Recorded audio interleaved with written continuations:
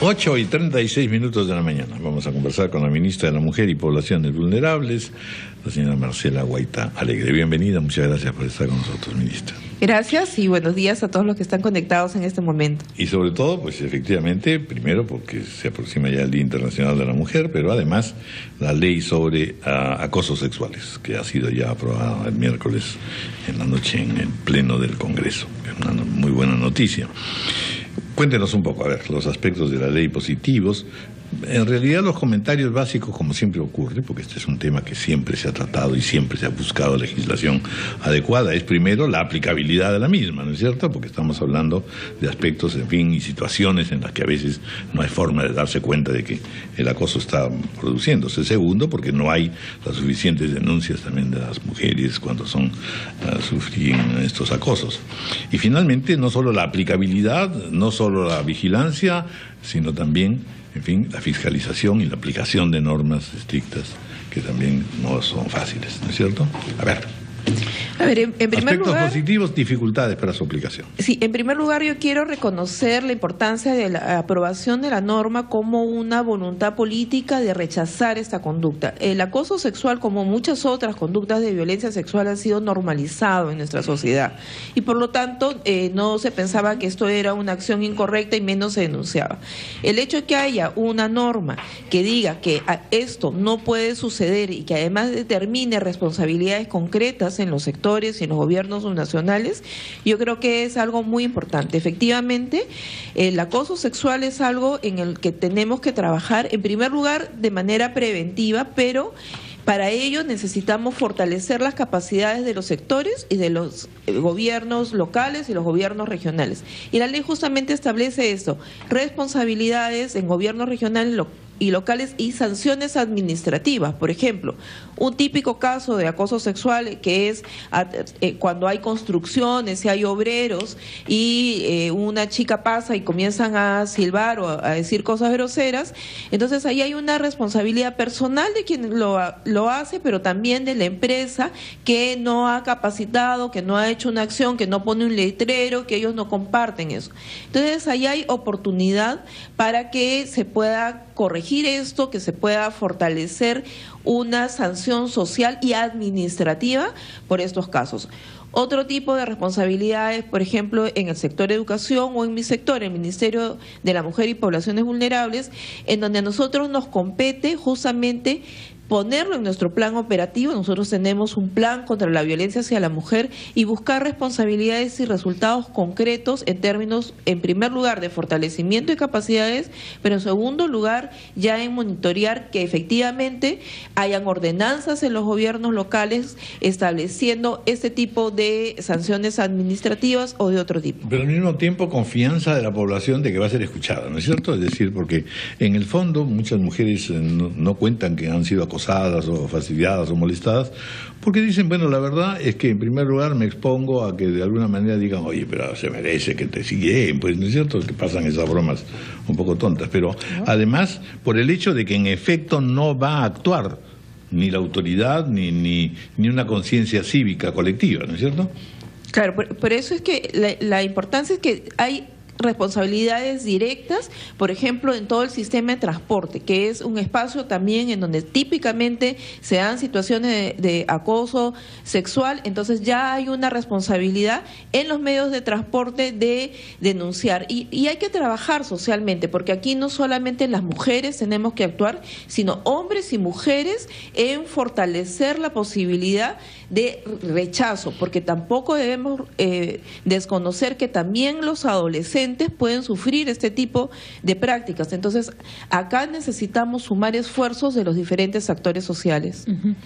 Es curioso porque hay muchísimo por avanzar. Yo creo que hay, suena un poco triste, pero ayer escuchando a algunos congresistas, hay generaciones como perdidas. O sea, hay personas que a uno ya nadie les va a hacer entender. Escuchaba hoy día en la mañana, entrevistaban a un transeúnte y decía, bueno, pues, ¿para qué se ponen minifaldas? Si se ponen minifaldas y se suben al micro, claro, entonces, ¿qué están esperando? Entonces, eso ya da cuenta como de un caso perdido, ¿no? Una persona mayor que tiene una visión, pero los jóvenes podemos hacer algo con la juventud, con los chicos que vienen, que no se están comportando de manera distinta, al contrario. Y yo no sé si la sanción de cárcel, que no va a ser efectiva, es suficiente como para disuadir a una persona. Servicios comunitarios, multas fuertes, acciones inmediatas, tal vez ampliar un poco la creatividad de la forma del castigo. No digo que apalearlo públicamente, aunque su cachetada hay que reconocerlo, que dan ganas de mandarle, pero sí tal vez buscar otras maneras en que se visibilice que esa persona cometió esa falta para inhibir al resto de hacerla. Sí, efectivamente nosotros también estamos apuntando a un cambio generacional. Las normas son reflejo de lo que está pasando en la sociedad. No sería posible la aprobación de estas normas si en la mayoría de personas que están en el Congreso ya no ha habido un cambio actitudinal. Sin embargo, tenemos que reforzar este trabajo con adolescentes porque el acoso sexual es parte de un sistema de violencia mayor que se da y en el cual hay que trabajar de manera inmediata desde la primera infancia, porque prácticas violentas se normalizan y cuando ya uno va a trabajar con las y los adolescentes ya hay años de pérdida. Entonces acá tenemos que comenzar a trabajar desde la primera infancia reconociendo situaciones de respeto, situaciones de saber cómo resolver conflictos de una manera que no sea violenta y evidentemente hay que sancionar ejemplarmente, porque eso también enseña. De toda la historia de metidas de mano que podemos tener las mujeres, la mayoría que recordamos son en uniforme escolar, y no solo por adultos, por chicos de nuestra misma edad. Por ejemplo, en los colegios, la típica levantada de falda a la chica, el cogerla entre varios cuando están solos y meterle la mano. Yo recuerdo cuando estaba caminando sola en uniforme escolar y venía una turba de escolares y he llegado a sentarme en la vereda para que no me metan la mano, o sea, en posición fetal. Y eso sigue pasando. Es decir, los colegios también tienen que sancionar durísimamente ese tipo de agresión contra las chicas, ¿no? Sí, efectivamente. O sea, las adolescentes son un grupo blanco, que está afectado por la violencia sexual en general. Si hablamos no solamente del acoso sexual y hablamos de conductas mayores como la violencia sexual, las adolescentes son el grupo de mayor cantidad de víctimas porque ya tienen, digamos, un desarrollo en lo físico, sin embargo, están totalmente desprotegidas para poder denunciar, rechazar, no saben lo que está pasando y es un grupo al que una tenemos chica que le levanta la falda en el recreo, le levantaron la falda en el recreo, toda la clase le vio el calzón, pero no es así, pues, ¿no? Para aplicar ¿por qué pasar por eso? Para aplicar esta norma se necesita, pues, entonces, digamos, una capacidad de vigilancia y una capacidad de sanción, que es lo que en definitiva no ha venido ocurriendo. ¿Por qué tendría que ocurrir ahora? A ver, yo creo que sí ha venido ocurriendo en algunas prácticas la sanción, por lo menos en el sistema educativo. Recordemos que el Ministerio de Educación ha lanzado todo un sistema de prevención contra la violencia. Esto lo tenemos que fortalecer. Por parte del Ministerio de la Mujer y Poblaciones Vulnerables, nosotros tenemos un programa nacional contra la violencia familiar y sexual que a través de los centros de emergencia mujer tenemos un trabajo ya casi en todas las provincias del país, tanto de promoción y prevención como de atención de casos. Cuando estamos hablando de promoción y prevención, estamos hablando de un trabajo que se hace con la comunidad, con el sistema educativo, para poder hacer que quienes están ahí fortalezcan sus capacidades. ¿Cuán eficaces son? ¿Qué le dice la estadística? ¿Qué le dice la realidad del funcionamiento? A ver, de acuerdo a la estadística, ¿cuánta gente acude? En primer lugar, quiero manifestar que hay una correlación positiva, de acuerdo a la investigación del INEI, que ahí donde hay un centro de emergencia mujer, hay, por un lado, un número mayor de denuncias porque hay una confianza de que el Estado está respondiendo. Pero por otro lado, cuando hay varios años, hay una tendencia todavía muy leve, pero a disminuir situaciones de violencia, ¿Y esto qué quiere decir? Que la presencia del Estado y la voz de la autoridad sí ayuda a que la sociedad primero converse, luego se dé cuenta que esto no está bien y en tercer lugar se denuncie porque hay un sistema a dónde hacerlo. Entonces, esto es... Quisiéramos que sea más rápido, quisiéramos que la tendencia de la prevalencia de violencia disminuya. Sin embargo, yo quiero rescatar que hay una tendencia en el largo plazo a la disminución. No está sucediendo tan rápido como nosotros quisiéramos, pero está sucediendo. Porque son cambios generacionales, son cambios actitudinales y sociales. Ahora se ha conseguido que la mayor cantidad de personas, no digo todas, pero la mayor cantidad de personas pueden verbalmente rechazar, porque ya hay, digamos, demasiado, una presión social muy grande y nadie va a decir está bien violentar, está bien castigar con daño físico a los niños y niñas. Sin embargo, lo que se dice y lo que se piensa para que esto se traduzca en acción todavía no es inmediato. ¿Por qué? Porque hemos sido criados en un sistema. Esa es la tarea más difícil. En donde todos tenemos que colaborar. Vamos al otro tema, ya que están también trabajando en esto el Ministerio, es decir, el maltrato infantil, que es otra de las cosas terribles que estamos sintiendo y viviendo todos los días. Nosotros tenemos que reconocer que en una familia, cualquiera que sean las características de la familia, hay relaciones de amor y poder y control. El control que los padres debemos tener como disciplina de los niños muchas veces se ha traducido en lo que conocemos como castigo, pero este castigo ha sido muy dramático, ha sido un castigo físico muchas veces. Esto ya la sociedad ha desarrollado lo suficiente para saber... Y es un castigo que desgraciadamente lo que denota y delata es la situación psicológica y nerviosa de la madre, del padre, ¿no es cierto? Que están por una serie de angustias. Descontrolada, además, ¿no? No sabemos canalizar situaciones de conflicto para solucionarlos pacíficamente. Entonces acudimos a la agresión física. Y cuando tenemos una persona que está sometida a nosotros, esto puede ser abusivo. Entonces, esto hay que, en primer lugar, ponerlo sobre la mesa y reconocer que ese es un problema sobre el que hay que trabajar. Nosotros, desde el 2012, como Ministerio de la Mujer y Poblaciones Vulnerables, presentamos un proyecto de ley para que se sancione cualquier situación que pueda ir contra la integridad física de las niños, adolescentes. El castigo físico es el más evidente, pero hay otros tipos de castigos, como por ejemplo, no te doy tu cena en la noche porque te has portado mal, que tampoco podemos permitir porque eso va contra la integridad. ¿Y cuál es la sanción para, por ejemplo, un padre que... O gritonear a la criatura como si fuera... A ver, ¿no? en primer lugar, si la situación es tan grave que causa lesiones, ahí hay, digamos, una responsabilidad de tipo penal. Pero aquí tenemos que trabajar no solamente en la sanción, que es importante. Necesitamos restablecer y fortalecer las relaciones familiares y eso es clave. Ese es nosotros... Cuando tenemos situaciones así, nuestra primera responsabilidad es la protección a la víctima. Pero lo siguiente es ver cómo restablecemos ese sistema familiar, cuál es el sistema de protección, porque no podemos... El argumento de los padres normalmente, o de los adultos normalmente, es: usted no se meta, este es mi hijo.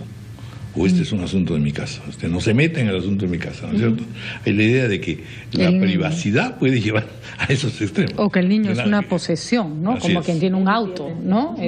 Ahora, lo cierto es que cuando se dice, se le quitó el niño al padre y el niño está en el INAVIF, yo digo, y eso tampoco es el mejor de los mundos. Es la última alternativa. Yo quiero acá comentar claro, que el niño se siente culpable, siente que por su culpa, ¿no? de sacar a un niño de su familia es la última alternativa. Nosotros trabajamos con la familia, tratamos de restablecer esta relación, tenemos centros para terapia y educación de los padres, porque acá no se trata de sacar a los niños, porque tampoco eso les va a ayudar. Entonces, lo que tenemos es que trabajar con toda la familia. Ahora, ¿cuándo sale lista esta ley?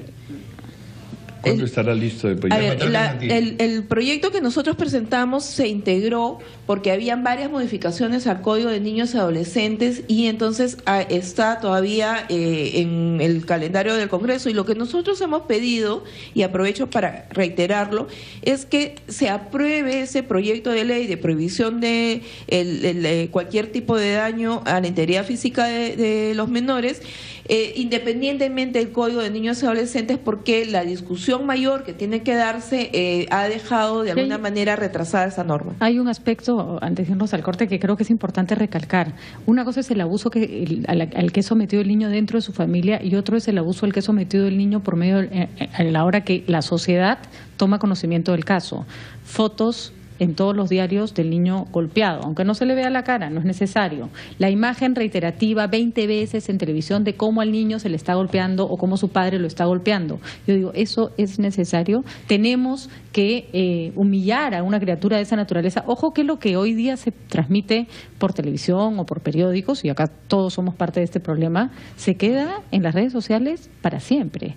Esa criaturita va a ver cómo su padre la golpeó y cómo todo el mundo se enteró 50, 40, 20 veces, y ese va a ser un estigma con el que va a cargar toda su vida. ¿Cuál es la protección a que los menores sean expuestos en situaciones de violencia ante los medios de comunicación? Que a los padres se les sancione. Yo no necesito ver que le rompió la cabeza para saber que el niño ha sido agredido.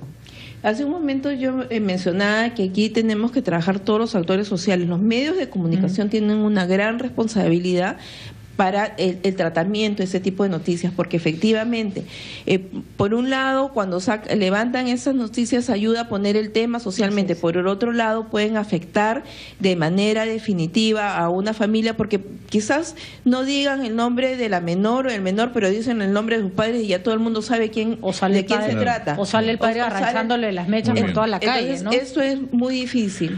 Bueno, muchas gracias, ministra. Muy importante estos alcances. Y yo quisiera solamente el Día Internacional de la Mujer, por favor. El domingo, efectivamente, quería invitar a todos quienes están en ese momento escuchándonos. Estamos en el Parque de la Exposición, es 8 de marzo, vamos a tener de 9 a 1, no solamente un festival, digamos, de tipo informativo de los servicios que da el Estado en materia de salud, en materia legal, en general, servicios que pueden ser interesantes para conocerlos, sino que también vamos a tener un festival de música, va a estar William Luna, va a acompañarnos Bartola y otros artistas para celebrar, porque sí hay un momento de reconocer de que estamos avanzando, pero al mismo tiempo de llenarnos de nueva energía para seguir en la conquista de derechos. Y en ese sentido se le ha acusado, debo confesar que me llegó esta información y a mí me pareció fantástica, se le acusaba de ser difusora y promotora de ideología de género, de estar a favor de la despenalización del aborto por violación y eugenésico,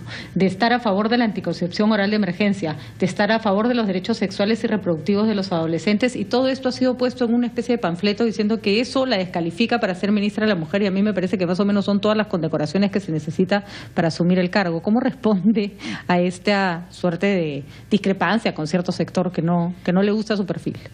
A ver, yo tengo un trabajo de más de 25 años en la promoción de los derechos humanos, de las mujeres, de niños y adolescentes. Creo que por esa trayectoria he sido evaluada y me han dado esa responsabilidad y la confianza para asumir el Ministerio de la Mujer.